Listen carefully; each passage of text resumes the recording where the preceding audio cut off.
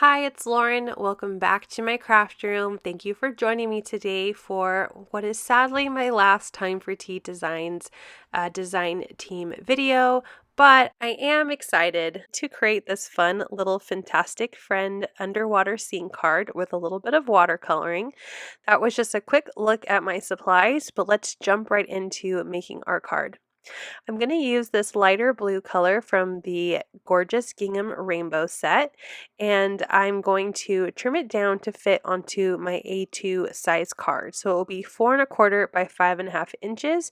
So I want to trim my paper down to 4 by 5¼ and that will leave a nice little border around all four sides of my pattern paper onto my white card base. My white card base is a top folding A2 card.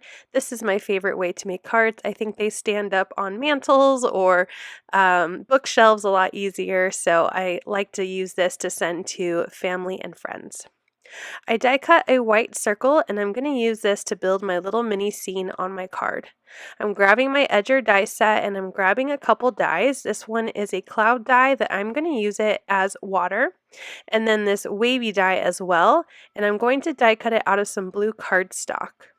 I use some low tack tape to keep my dies in place when running it through my die cut machine, and now I'm going to lower my die about 1/4 inch to maybe 1/2 inch, not too much, to create a border that will die cut on both sides. So I have a wavy border and a cloud border, and that way I can trim these out and use them as standalone pieces on my little scene that I'm creating.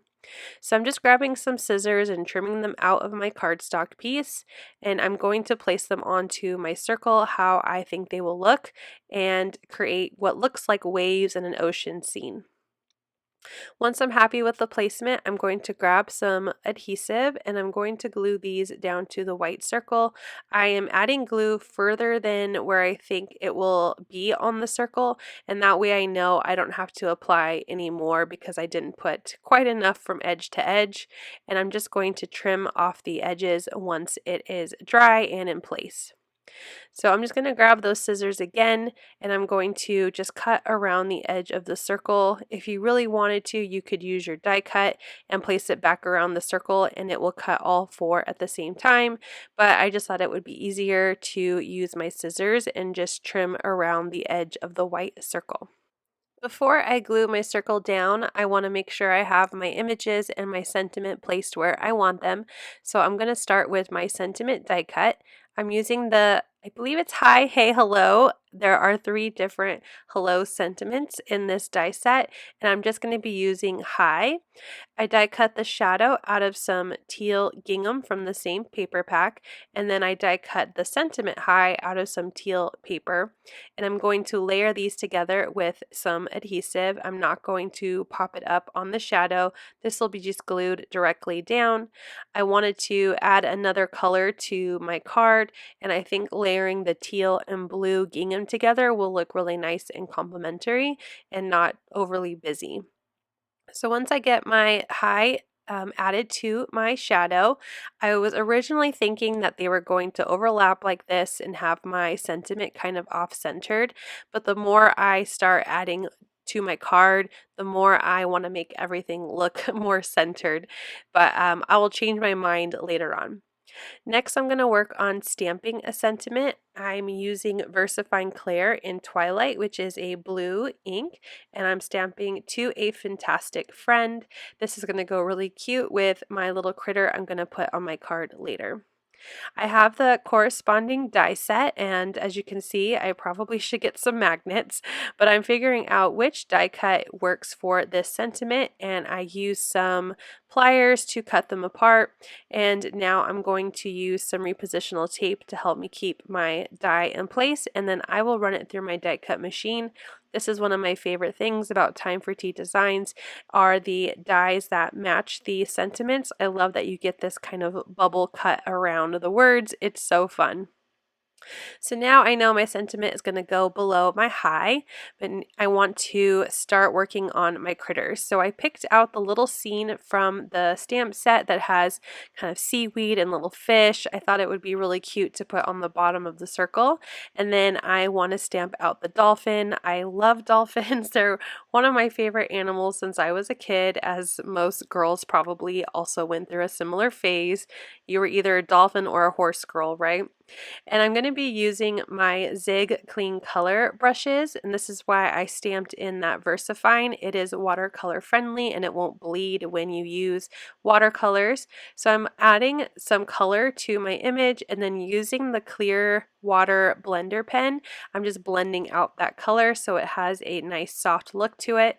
And I'm going to be using a blue-gray to color in my dolphin. I'm also going to be using some tealish green color to match the high sentiment, and then my sand will be using beige and oatmeal colors, and then some pretty blue for the fishes just to tie in more with the blue of the card. I wanted it to feel like the same colors throughout the card and not have anything too bright popping off like having orange or yellow fish. So I really like the colors that I chose, and I think they match the paper really well.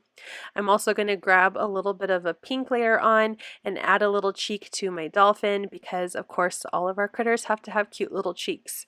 So as I finish up coloring, I'm going through this pretty quickly, but I just wanted to show my coloring at a higher speed so I don't take up too much time.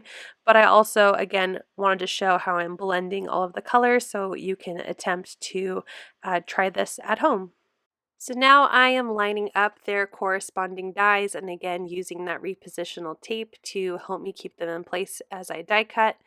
The little scene here doesn't cut all the way around, it just cuts the top so you can build a scene around it.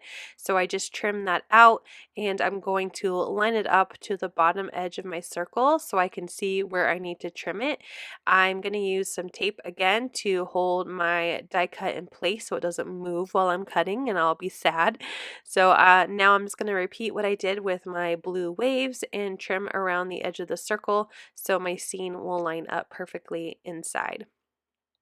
So now to add in my images, I'm going to grab some foam squares. These are the thin foam squares.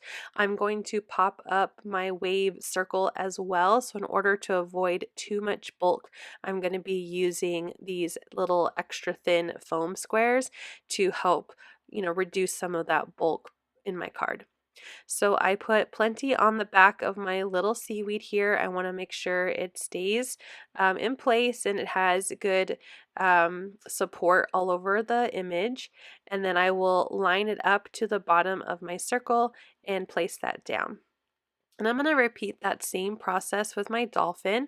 I'm going to add the dolphin to the top center, which is where I decide to change everything to be centered because I felt that it was a little unbalanced. But anyway, so now I'm adding those foam squares behind my dolphin. I will peel off the release paper and then add that to my little scene. And then I have some larger ones for the back of my circle, so I will grab those and place my circle to the center of my card.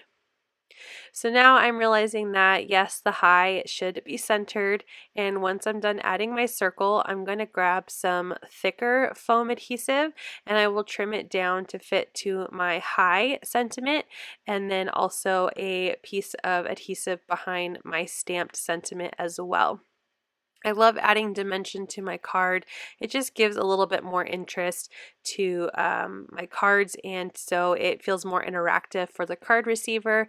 And of course it means a little more bulk when mailing, but I have a stock of extra ounce stamps for myself here in the US, and I'm happily, adding 20 cents. No big deal to me to send a card that has a little bit more dimension. I'd love to know what you all think. Do you guys like adding dimension to your cards? Let me know in the comments. So now let me finish adding my sentiment, and then I'm going to grab a pops of color because as you could tell there is no shine or bling on this card, and I don't know how to create a card without some type of shimmer. Even if it's intended for someone who may not like shimmer and glitter, I still have to secretly add in some type of shine. So I'm grabbing a blue pops of color, and I thought it matched really well with the blue gingham paper. And I'm just going to add a couple little spots here and there, and then I will tap on the inside of the card to make them more domed and enamel dot looking. Here is a final look at my Hi to a Fintastic Friend underwater watercolor scene card. I really think it's so cute, and I'm so grateful for the time I've had with Time for Tea. Thank you so much for watching. I hope you'll click like, and if you're new here, I hope you'll subscribe and come back. As always, you can find everything I use down below in the description box. Thank you and have a wonderful day. Bye!